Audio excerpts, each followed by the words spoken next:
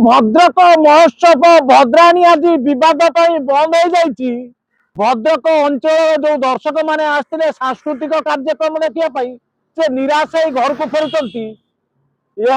दुख एवं परितापर विषय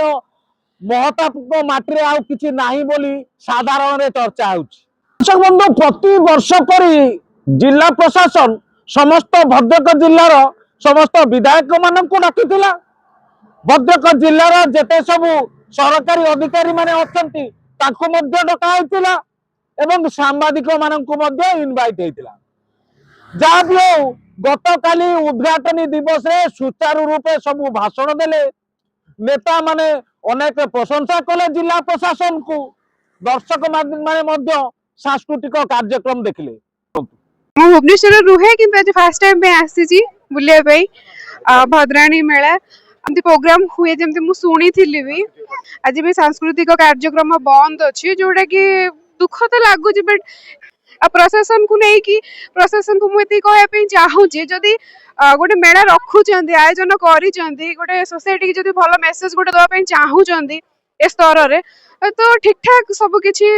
स्टेप नहीं कि कार्यक्रमटा कले समस्त भल हम किसी फंक्शन फंक्शन किसी हम ना पेंडाल जे जो भाई माने हूँ व्यक्ति माने हूँ यहाँ भद्रक गोटे गर्व गौरव आम समस्त तेणु ताको कौन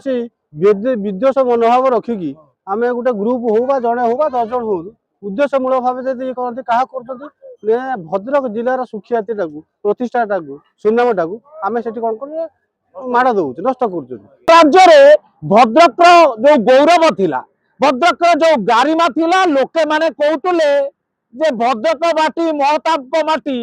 भद्रक माटी संस्कृति अच्छी भद्रक माटी परंपरा अच्छी भद्रक लोक माने बुद्धिजीवी भद्रक लोक माने संस्कारी किंतु राज्य बर्तमान चर्चा होची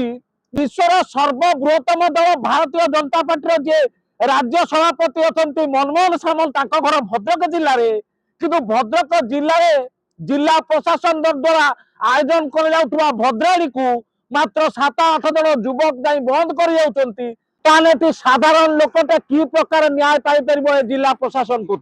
भारतीय जनता पार्टी सरकार मोहन माझी सरकार लोकंकर सरकार कहूबा नेता माने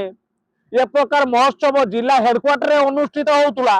किसी व्यक्ति ये कार्यक्रम बंद होती किसी व्यक्ति भारतीय जनता पार्टी राज्य हटिजी बोली जहाँ साधारण आलोचना कर